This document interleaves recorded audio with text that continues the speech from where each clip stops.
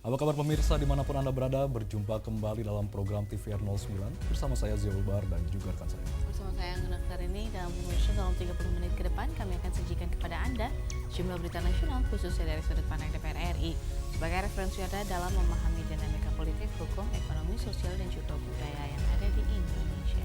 Dan pemirsa, inilah TVR 09 selengkapnya.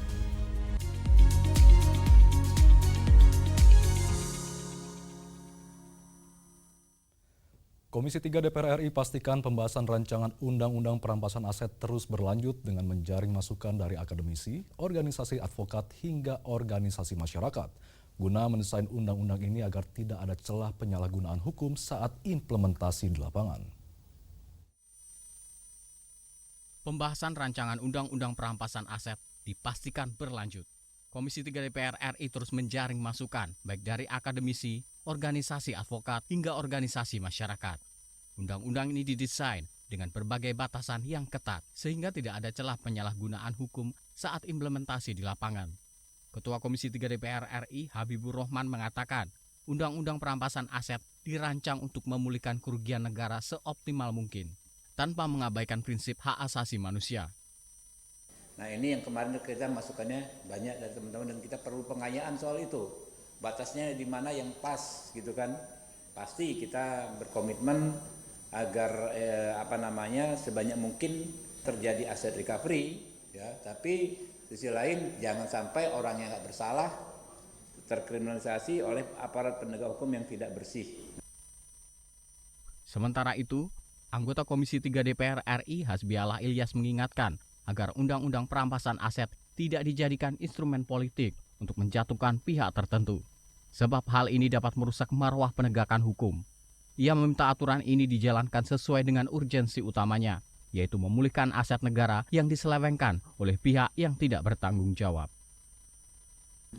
Dan yang terpenting, jangan perampasan aset ini dijadikan alat politik.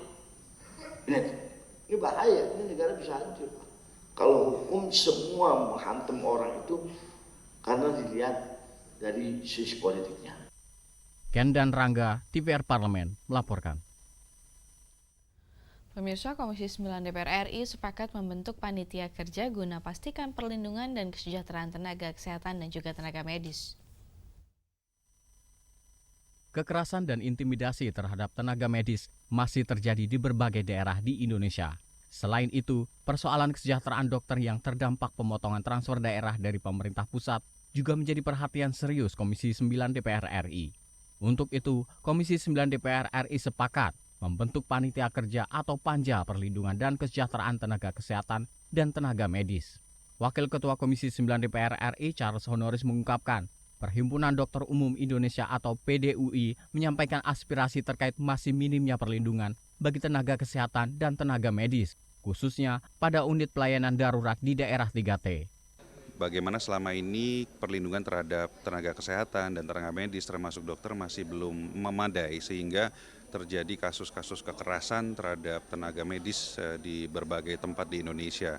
Dan selain itu, tadi kami juga sempat membahas terkait dengan kesejahteraan dokter yang ada di berbagai daerah, sehingga tadi kami sudah sepakat di sini untuk membentuk Panja Pelindungan dan Kesejahteraan Tenaga Kesehatan dan Tenaga Medis ya, untuk apa?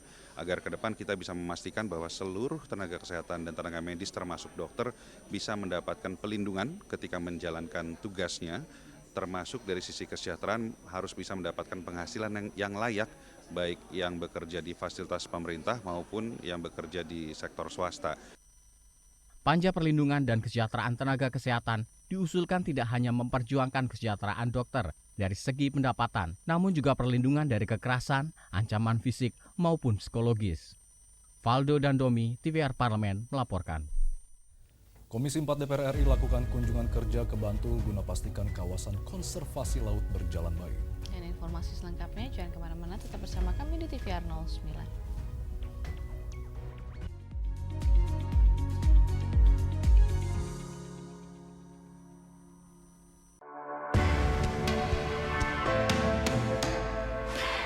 Dari ruang sidang Senayan, Jakarta, menyajikan liputan langsung kinerja DPR RI.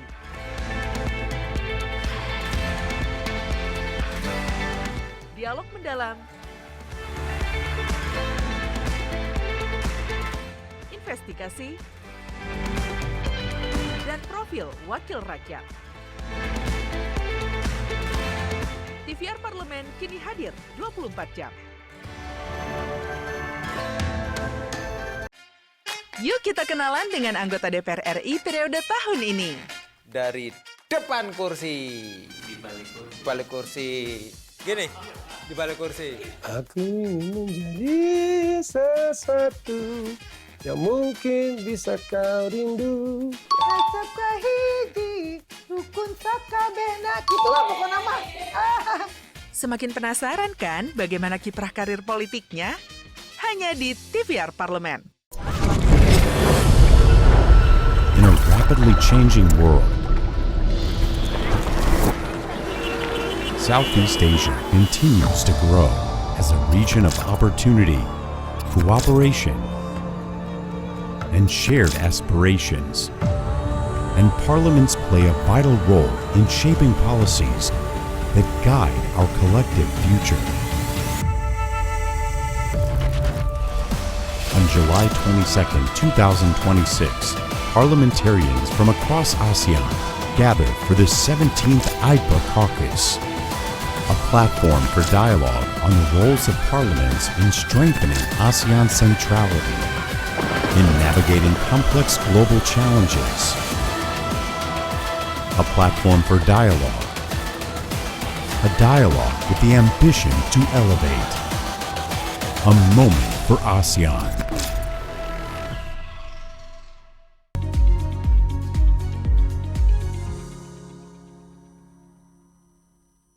Pemirsa, Komisi 4 DPR RI soroti perluasan kawasan konservasi laut dan penegakan aturan tata ruang laut demi menjaga keberlangsungan ekosistem pesisir. Perluasan kawasan konservasi laut serta penegakan aturan tata ruang laut demi menjaga kelangsungan ekosistem pesisir menjadi perhatian serius Komisi 4 DPR RI dalam kunjungan kerja ke Provinsi Bantul, Yogyakarta.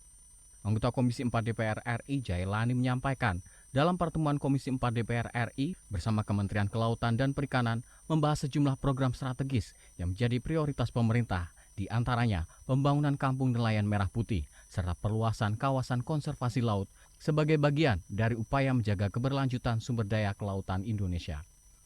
Kita mendiskusikan banyak hal terutama soal program prioritas dari Kementerian KKP. Ada beberapa program prioritas termasuk pembangunan kampung nelayan merah putih, termasuk perluasan kawasan konservasi laut di daerah pemilihan saya di Sulawesi Tenggara. Memang ada beberapa fenomena yang penting untuk menjadi fokus perhatian Kementerian KKP. Yang pertama itu kawasan konservasi memang mesti ditegaskan kembali soal posisinya, karena di Sulawesi Tenggara itu kan banyak kawasan pesisir yang digunakan untuk pelabuhan jeti atau aktivitas-aktivitas di sektor pertambangan. Kementerian Kelautan dan Perikanan perlu memastikan pemanfaatan ruang laut tetap sesuai ketentuan tanpa mengabaikan kelangsungan ekosistem pesisir dan kesejahteraan masyarakat nelayan. Dari Bantul, Yogyakarta, Kristio Handoko, TVR Parlemen melaporkan. Komisi 2 DPR RI dorong pemerintah Provinsi Kepulauan Riau terus berinovasi mengembangkan daerahnya menjadi destinasi unggul nasional. Komisi 2 DPR RI mendorong pemerintah Provinsi Kepulauan Riau terus melakukan inovasi dalam mengembangkan daerahnya. Batam, Bintan, Karimun, dan kawasan ekonomi khusus lain di Kepulauan Riau harus mampu menjadi destinasi dan pusat pertumbuhan yang berdaya saing, bahkan melampaui kawasan unggulan nasional seperti Bali dan Labuan Bajo. Anggota Komisi 2 DPR RI Taufan Pawe menilai, Batam memiliki posisi strategis sebagai pintu gerbang bagi wisatawan domestik maupun mancanegara. Keunggulan geografis tersebut harus dimanfaatkan melalui kebijakan yang lebih inovatif agar Batam tidak hanya menjadi kawasan transit, tetapi berkembang menjadi destinasi unggulan bertaraf internasional. Selain itu, pengembangan Kepulauan Riau juga tidak boleh bertumpu dan berfokus hanya pada kota Batam. Saya punya pandangan bahwa sebaiknya Pak Gubernur memikirkan bagaimana Batam ini punya karakteristik tersendiri. Karena harus melebihi daripada Bali, melebihi daripada pulau-pulau seperti di daerah lain. Nah, olehnya itu saya melihat bahwa presentasi dari Pak Gubernur tadi di satu sisi dan di sisi lain kami melakukan pencermatan dan pengawasan, saya rasa sangat memadailah menurut saya. Kepulauan Riau memiliki modal besar untuk menjadi salah satu provinsi terdepan di Indonesia. Karena itu, pemerintah daerah diminta terus berinovasi, meningkatkan daya saing, dan tidak cepat berpuas diri, agar seluruh kawasan ekonomi khusus di Kepri mampu menjadi pusat pertumbuhan yang lebih maju dan berdaya saing. Fajar Ilhami, TVR Parlemen melaporkan. Komisi 6 DPR RI dorong langkah strategis pemerintah untuk mengendalikan oversupply dan menjaga daya saing industri semen nasional. Industri semen nasional masih menghadapi kelebihan pasokan di tengah melambatnya permintaan pasar. Kondisi ini menekan kinerja pelaku usaha dan meningkatkan resiko terhadap keberlangsungan industri serta tenaga kerja. Menanggapi hal tersebut, Komisi 6 DPR RI mendorong langkah strategis pemerintah untuk mengendalikan oversupply dan menjaga daya saing industri semen nasional.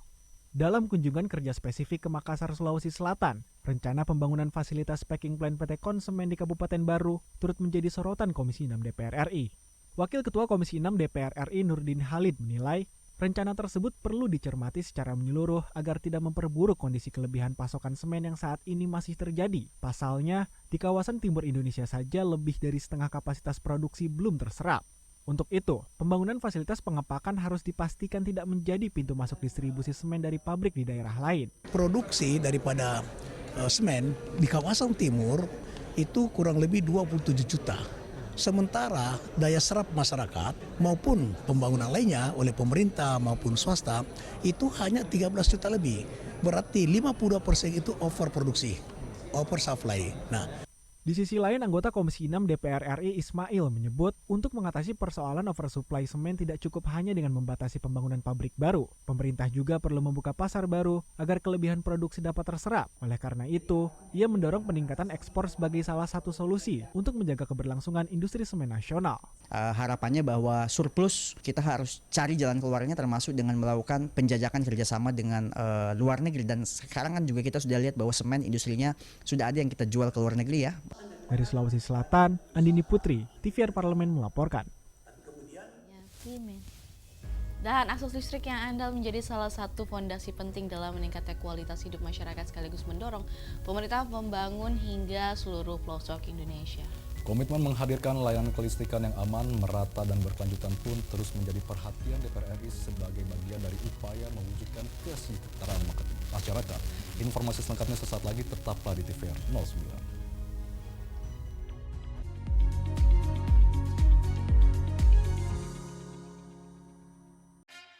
Yuk kita kenalan dengan anggota DPR RI periode tahun ini. Dari depan kursi, di balik kursi. Gini, di balik kursi. Aku ingin menjadi sesuatu yang mungkin bisa kau rindu. Acap kahiji, rukun sakabenak. Itulah pokok nama. Semakin penasaran kan bagaimana kiprah karir politiknya? Hanya di TVR Parlemen.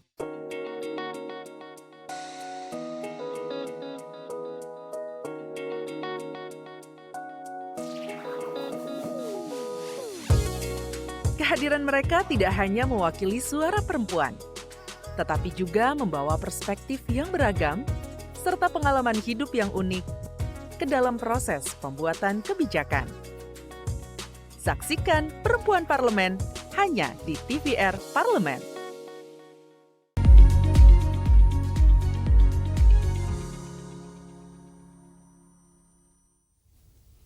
Ya, kembali di TVR 09 dan melalui kolaborasi antara pemerintah, penyelenggaraan layanan kelistrikan dan juga dukungan fungsi pengawasan DPR RI.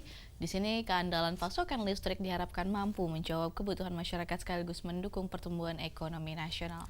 Ketersediaan listrik yang andal juga menjadi faktor penting dalam membuka akses pendidikan, layanan kesehatan, serta mendorong aktivitas ekonomi masyarakat di berbagai daerah.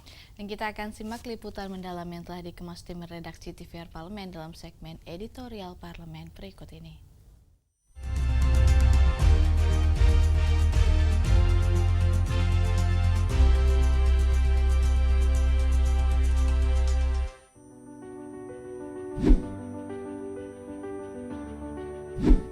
listrik telah menjadi urat nadi kehidupan modern.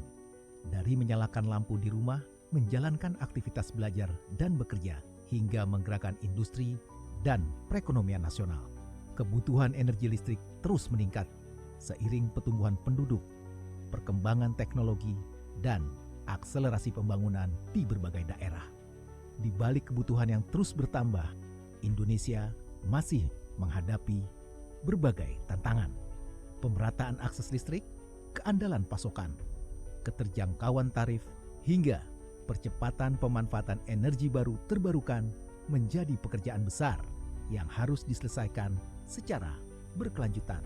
Tantangan itu menjadi semakin penting, terlebih di tengah target Indonesia membangun sistem energi yang lebih bersih dan berdaya saing.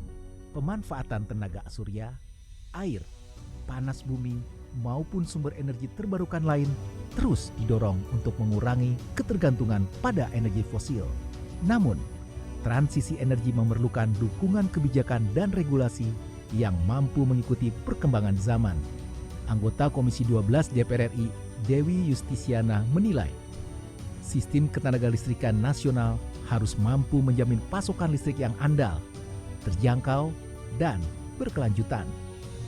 Regulasi terkait ketenagalistrikan juga harus mendorong peningkatan pemanfaatan energi bersih, serta meningkatkan konsumsi listrik per kapita yang masih relatif rendah dibandingkan sejumlah negara lain.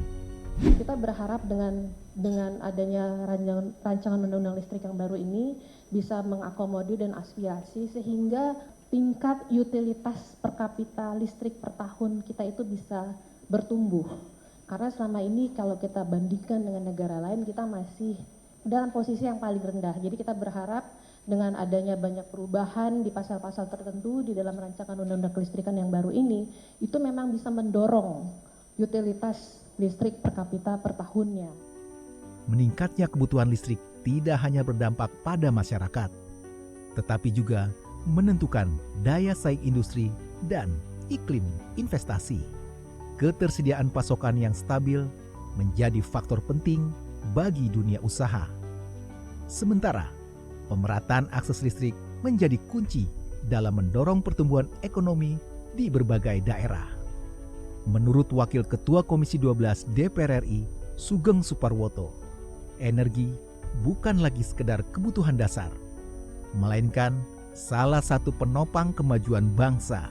Karena itu, kebijakan ketenagalistrikan harus disusun dengan mempertimbangkan aspek keadilan, kepastian hukum, perkembangan teknologi, serta dinamika dunia usaha.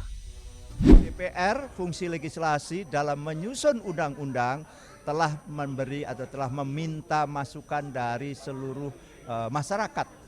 Hari ini misalnya juga ada di Universitas Lampung dan beberapa waktu lalu saya di UNS Solo dan juga termasuk di ITB, ada juga di UI, seluruh kampus dan juga pemangku kepentingan lain. Misalnya ada bidang usaha kelistrikan dan sebagainya harus kita dengar. Kita percaya energi menjadi kebutuhan dasar bagaimana sebuah bangsa untuk bisa maju. Bahkan tadi aspek-aspek keadilannya, secara filosofinya dan seterusnya sampai dibahas ada aspek detail misalnya. Sampai dibahas tentang power wheeling itu bagaimana tantangan dan sebagainya. Untuk memastikan regulasi yang dibentuk benar-benar menjawab kebutuhan nasional, Komisi 12 DPR RI tidak hanya mengandalkan pembahasan di parlemen.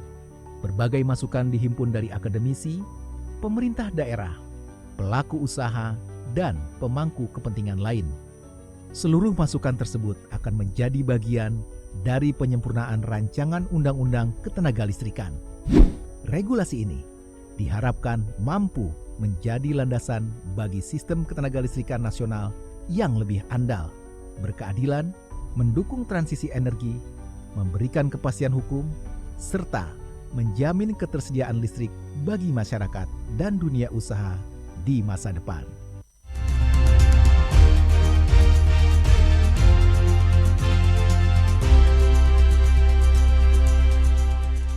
Pemirsa, percaya diri bukan bawaan sejak lahir, melainkan kemampuan yang dapat dilatih dan dikembangkan seiring waktu.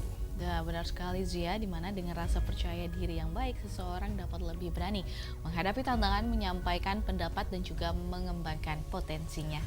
Dan ada berbagai cara sederhana untuk melatih percaya diri, mulai dari mengenali kelebihan diri hingga membangun kebiasaan berpikir positif. Informasinya akan kami hadirkan sesaat lagi, tetaplah di TVR 09.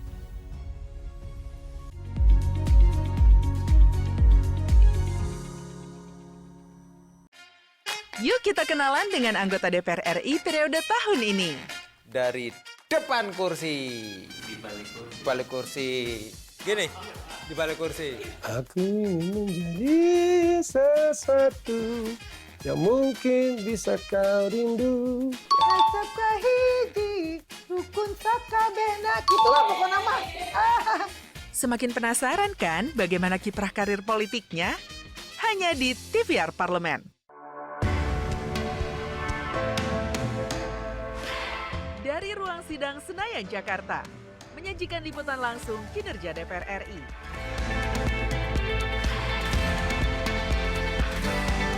Dialog mendalam, investigasi, dan profil wakil rakyat. TVR Parlemen kini hadir 24 jam.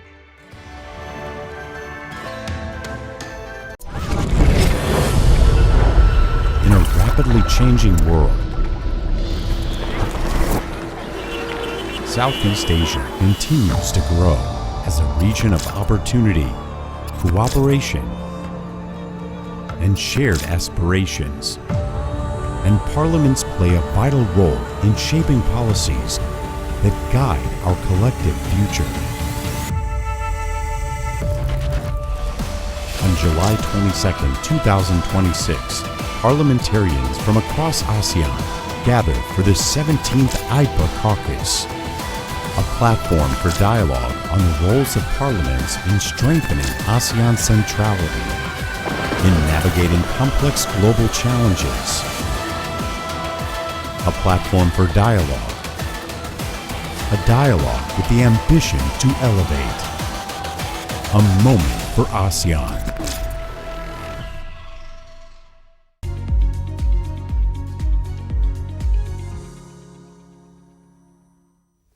Anda kembali di TVR 09. Percaya diri juga tumbuh saat kita berani mencoba hal-hal baru, Zia, di mana kita menerima kesalahan sebagai proses belajar dan juga terus mengembangkan diri.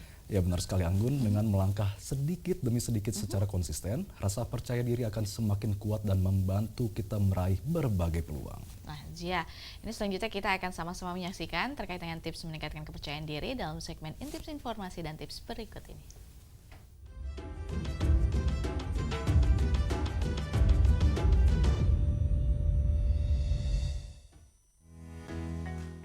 Setiap orang pasti pernah merasa tidak percaya diri, baik terhadap fisik, pencapaian, dan sebagainya.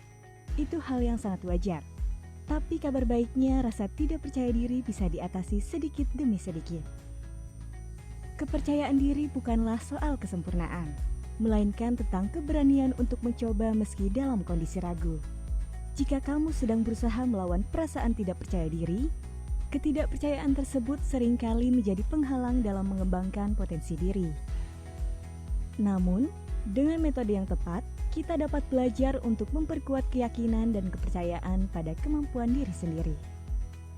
Berikut beberapa tips untuk mengatasi rasa tidak percaya diri yang seringkali mengganggu, apalagi jika kamu akan presentasi atau ikut wawancara kerja. Kontak mata. Melakukan tatapan langsung ketika berkomunikasi memberi sinyal kepada orang lain bahwa kamu memiliki minat dan merasa santai. Pandangi mata lawan bicara sekitar 60% dari keseluruhan waktu dalam berdiskusi.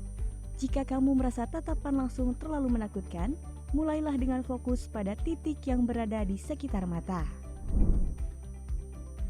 Berdiri tegak.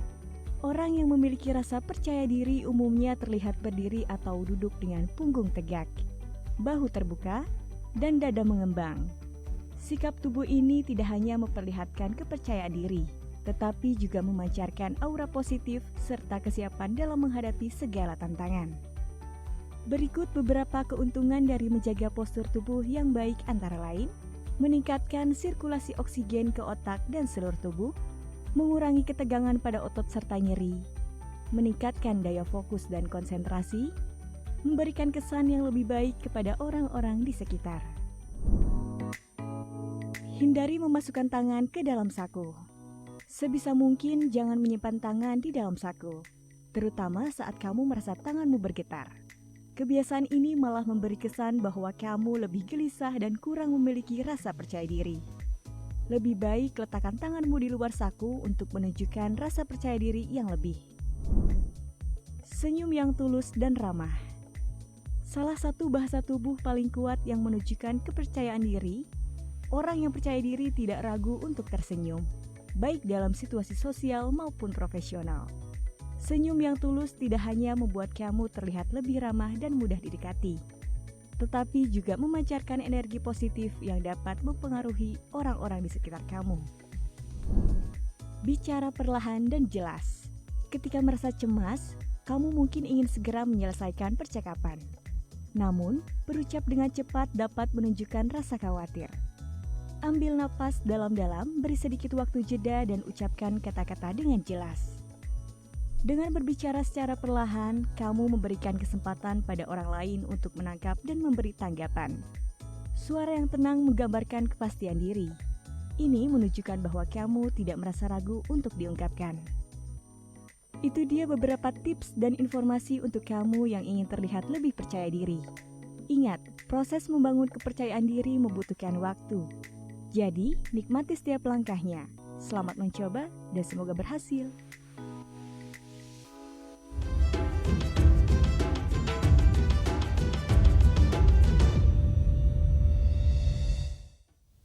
Pemirsa, di penghujung acara kami hadirkan agenda DPR RI pada hari Rabu 15 Juli 2026. Pada pukul 10 waktu Indonesia Barat, Komisi 1 DPR RI akan menggelar uji kepatutan dan kelayakan calon anggota KPI Pusat periode 2026-2029. Lalu kemudian pada pukul 10 waktu Indonesia Barat, Komisi 6 akan menggelar rapat kerja dengan Menteri Koperasi Republik Indonesia, tentunya membahas laporan keuangan Kementerian Koperasi tahun anggaran 2025. Dan sejumlah agenda serta kegiatan DPR lainnya dapat Anda akses di website kami di tvrparlemen.dpr.go.id atau melalui kanal YouTube kami di TVR Parlemen.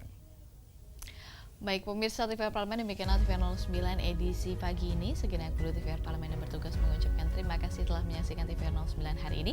Saya Anggun Oktarini dan juga tentu saja rekan saya Ziaul Bar, sampai jumpa di TVR 09 selanjutnya. Baik, TVR Parlemen, referensi Indonesia.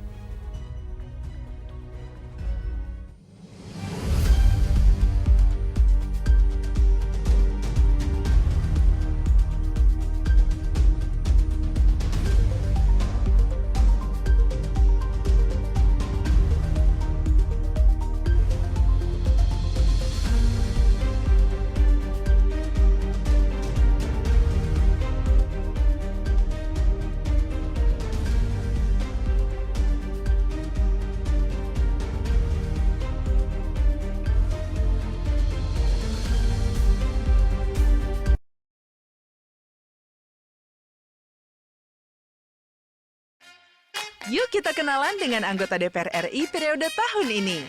Dari depan kursi, di balik kursi, gini, di balik kursi. Aku ingin menjadi sesuatu yang mungkin bisa kau rindu. Acap kahiji, rukun sakabehna, gitulah pokoknya mah. Semakin penasaran kan bagaimana kiprah karir politiknya? Hanya di TVR Parlemen.